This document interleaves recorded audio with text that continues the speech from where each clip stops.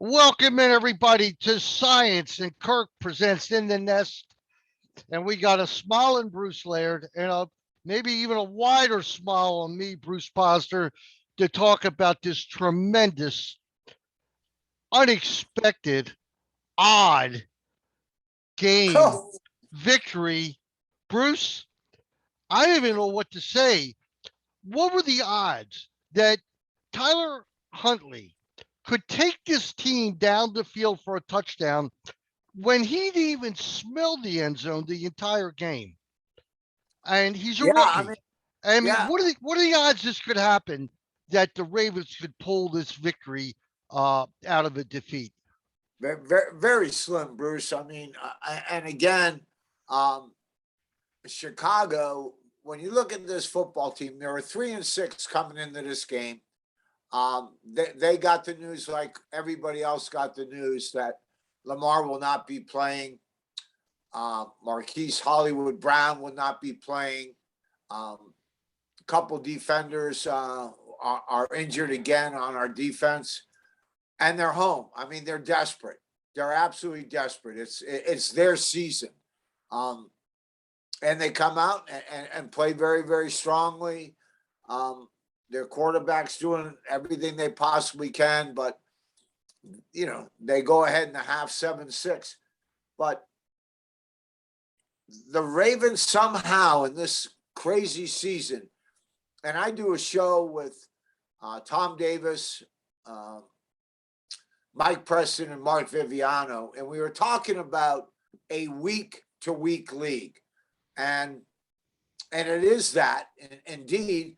But Preston came right out and said, "You know what? The NFL is a weak, WEAK league," and you see that sometimes. When I'm analytical, because I analytically watch football games. I don't watch them as a fan. I don't watch the football. I'm looking at everything that's going on. And it's amazing how, again, Bruce, how many teams lose games and how many teams win games. The big play for the Ravens was Chicago blowing a coverage with less than a minute to go to put the ball on the 4-yard line. That's just reality. And you know what? You don't apologize for that. You had to win that football game any way you possibly could. I mean, anyway, offense, defense, special teams, gadgets, however you had to win with the adversity you faced going into Chicago and an away game. It was a great victory. X and O wise, well, not so much, but who cares? Yeah, it's absolutely incredible. I'm going to give you a scenario here that I don't think anybody thought about it. I did. Owe, number 99, roughed the quarterback. So whether that guy caught the ball or not, they were getting 15 yards in the first down. And the Yeah. ball would have been on the 25-yard line. They could have run out the clock, kicked the field goal, and the Ravens lose 10-9. Correct? I mean, that's clear cut. Yeah, sure. But so in other words, because they got the touchdowns, the Ravens had a chance to win that game. It's football is so weird when something like that happens, but it did. Yeah. I mean, Go ahead. all week long, I mean, they weren't really sure about Lamar, but from what I understand from your sources and mine, that he practiced a little bit Friday and he was looking very well, and everybody's like upbeat, and then the huge changeover, feeling badly, can't play. Brown all of a sudden after a 10-day layoff has a hammy, he can't make it. Other people, Williams is out again. Looks like we'll never see him again. Pennell couldn't play and stuff like that. And that's a mark of a good football team in the locker room. And I got to give credit to the OC and the DC and Harbaugh. They kept it together to keep them in a football game that Chicago absolutely had to win. Now, could the Ravens survive a loss? Who's to say? But thank God they didn't. But at the end of the day, they come out with a win. And that's the weirdest intangible, Bruce, that I can ever talk about, especially in professional football. What makes Chicago lose and the Ravens win? I Well, mean, and it's crazy. It's all over the place. You just can't say coaching. You can't say players. Yeah, it's just one of those things that you and I know. We talk about this all the time.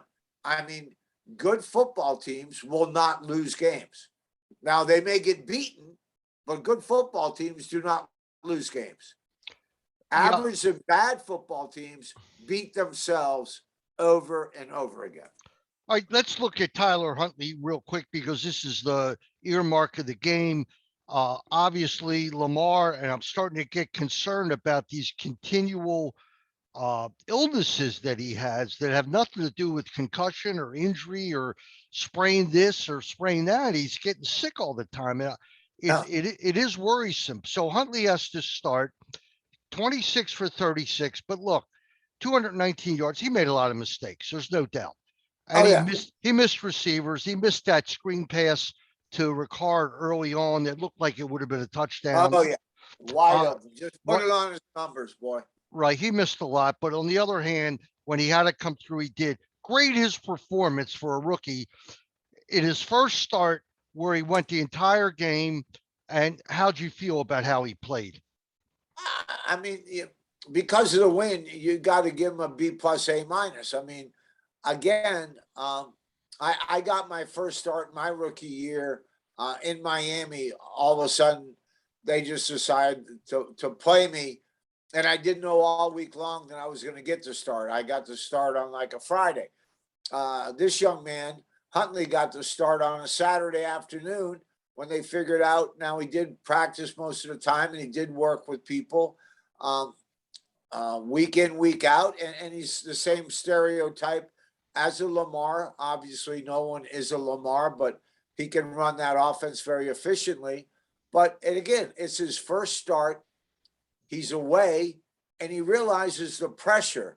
So heads up to the young man. He didn't lose it. He made the one mistake and he had some bad throws, but it doesn't matter.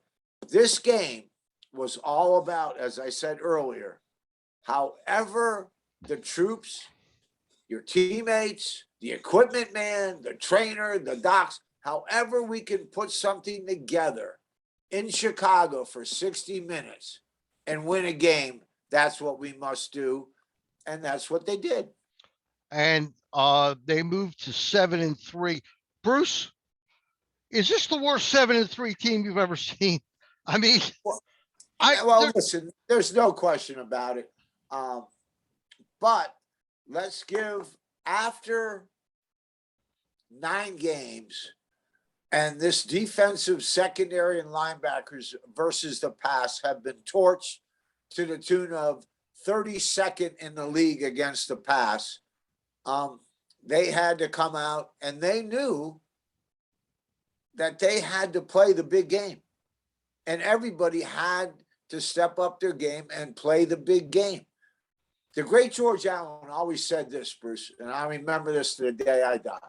He goes, when you're in a big game, and I'm not talking Super Bowl, but I'm talking about the big game that you must win to get to your next game that you must win, is, you know what? Your stars have got to play like they're stars.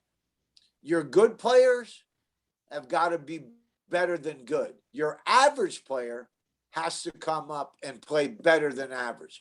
And this football team did that today.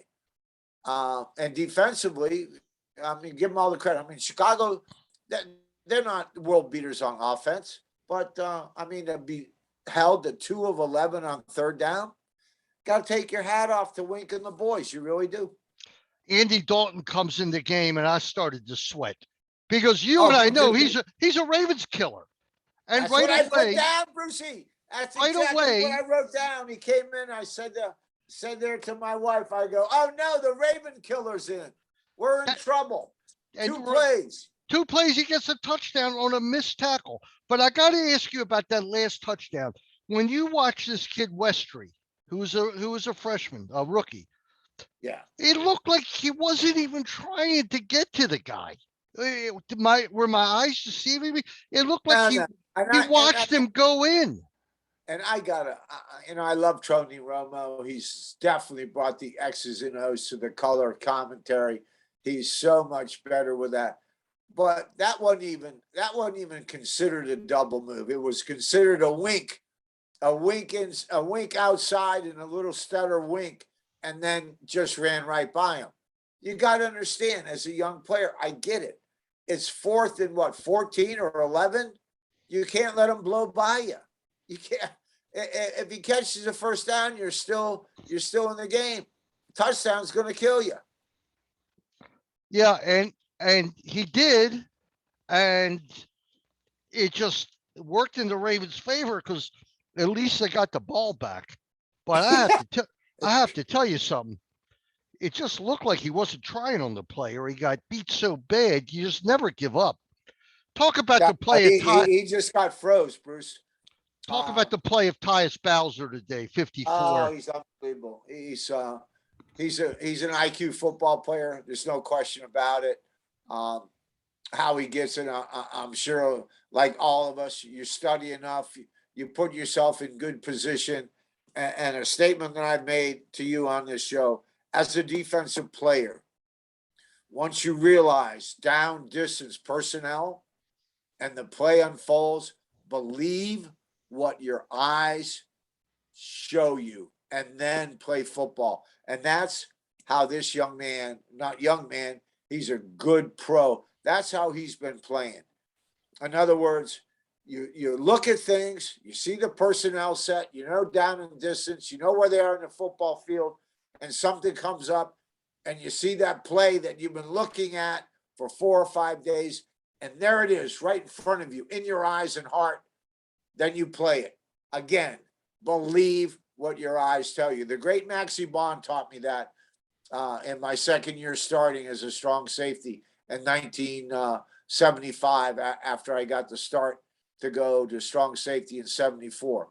And I've taken that and told everybody else, and I live that mantra of how to play defense. Once you know it, now it's not about guessing.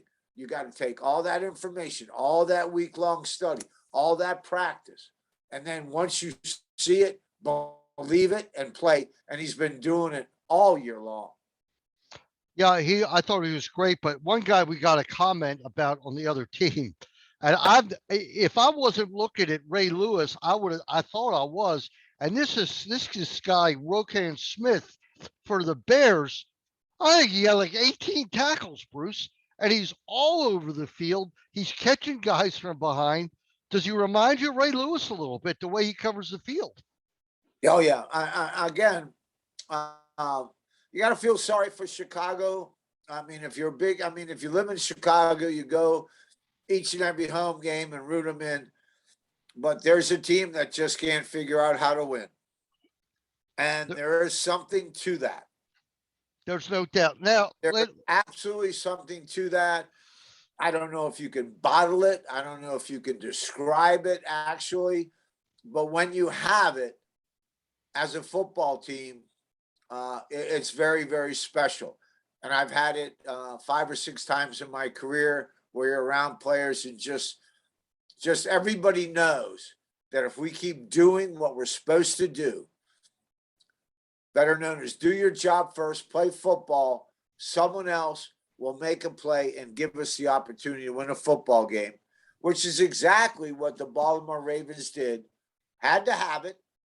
And they did it, and Chicago didn't. And Chicago didn't because they blew a coverage within a minute of a game, which is just criminal to me. As I said, X and O game plan.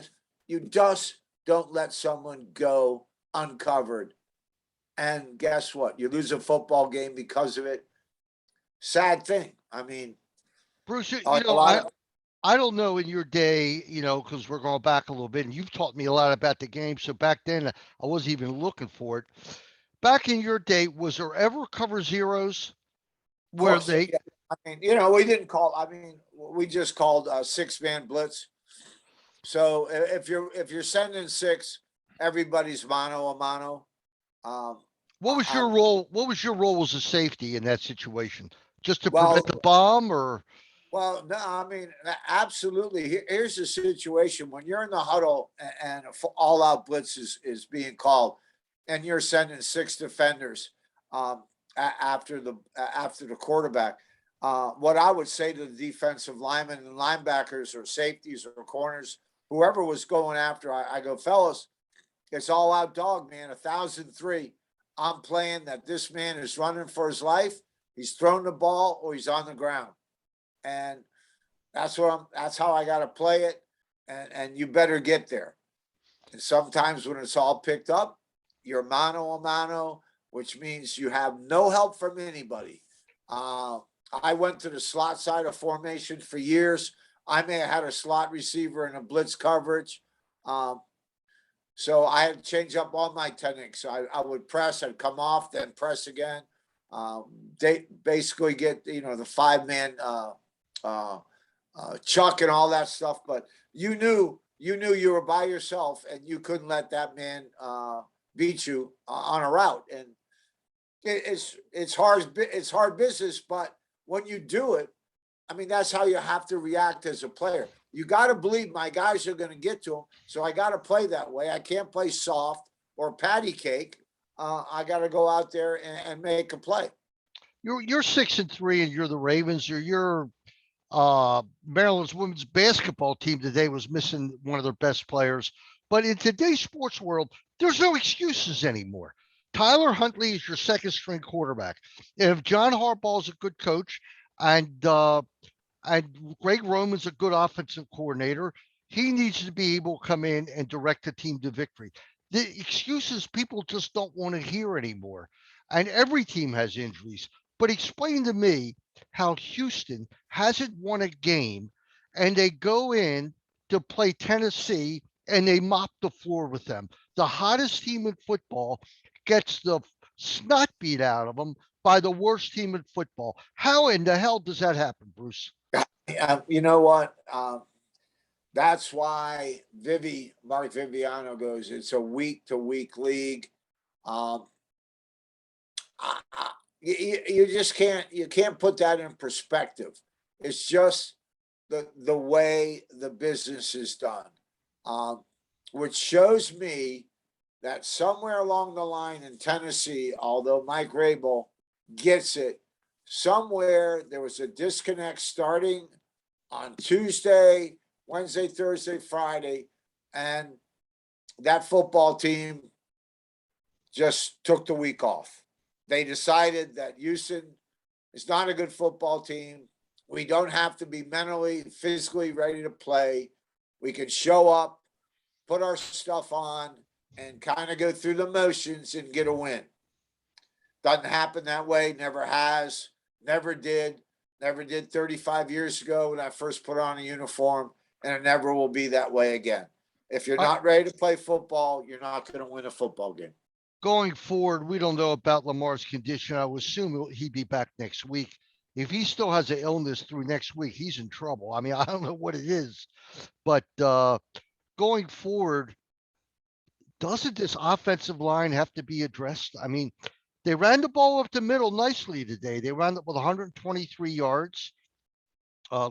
Latarius Murray had a great run for a touchdown. I think it was his touchdown to win the game. Oh, by the way, did that call surprise you that with only one timeout left? I thought they would go pass, run, and then pass, pass. All right. They tried to run one time and use the timeout. But did that surprise you at all that they ran on the first play?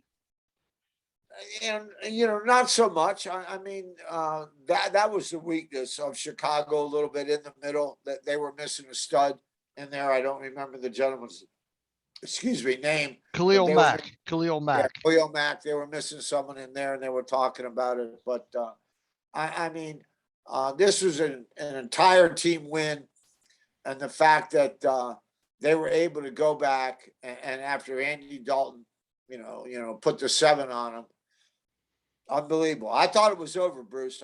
I didn't think that they could come back. Chicago was playing pretty strong, steady defense. But then again, when you don't do your job and you let someone run down unabated and he catches a 30-some yard pass, he steps out in the 4-yard line, very next play, run it down the gut. I think Chicago, well, quite frankly, they could have run anything at that time. Those defensive guys were probably so upset up front that happened. I saw one of the linebackers come off on the sideline, tore his helmet out, was yelling and screaming at probably anybody that could listen to him.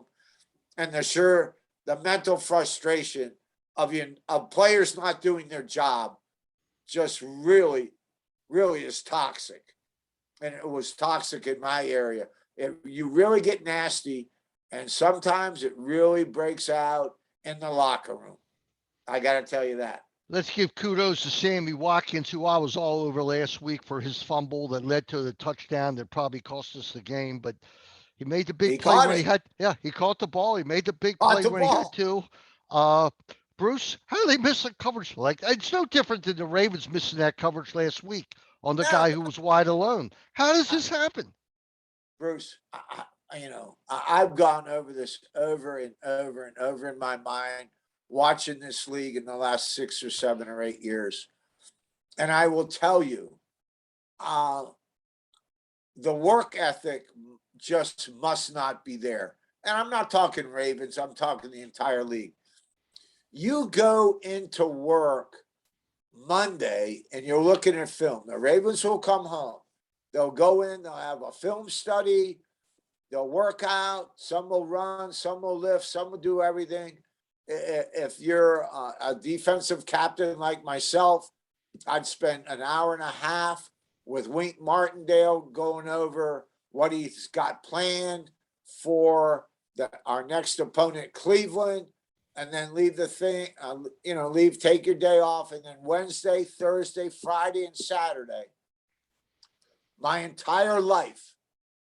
And it's tough on wives, especially when you start having kids. My entire life was, how can I beat Cleveland Browns? What do I have to do? What do I have to know in this? And you go through all that.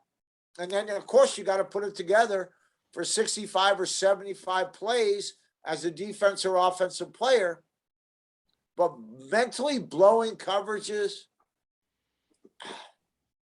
it's the coward's way out, man. I'll tell you, I was stupid and young early, but I will tell you, I don't think by the time I was a second-year starter, I never blew a coverage in my entire career. Now, obviously, I got beat. I'm talking about mentally not being where I was supposed to be and doing the job I was assigned to do on each and every play.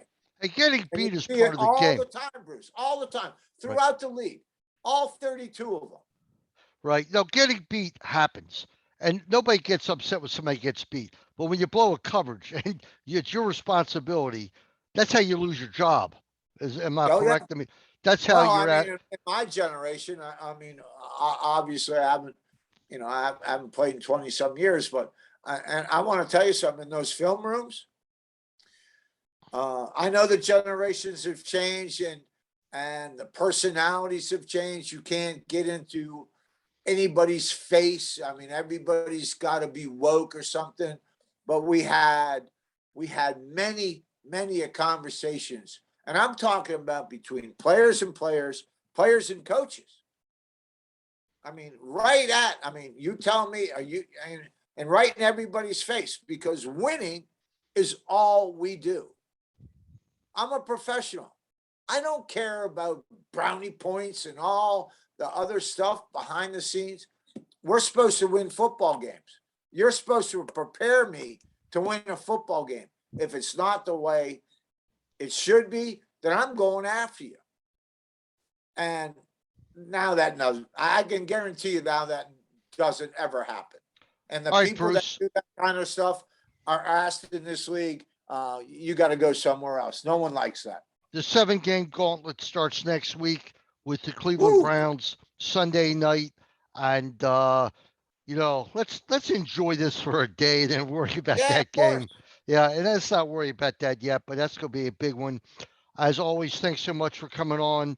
And Pleasure, bud.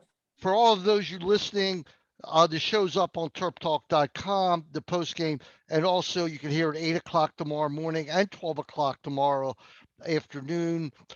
Bruce, you're the best, and I couldn't Thank you, wait to bud. talk to you after this game. It So was wild, wasn't it? I mean, it- we were sitting there going, "Wow, you're hanging in there, you're doing what's right," and then that happens to you, and you come back and able to win it. What a great win for the Baltimore Ravens, the organization, coaching, players. Like I said, the ticket girls. I mean, everybody in that organization, they deserve it because they won. So that's what it's all about, buddy. all right, take care and have a great week, and we'll see you next week. Okay, pal. God bless. And we'll be back in a few minutes here on Science and Kirk presents In the Nest on WNST Baltimore Positive Radio. Take care, Bruce. Thank you, bud.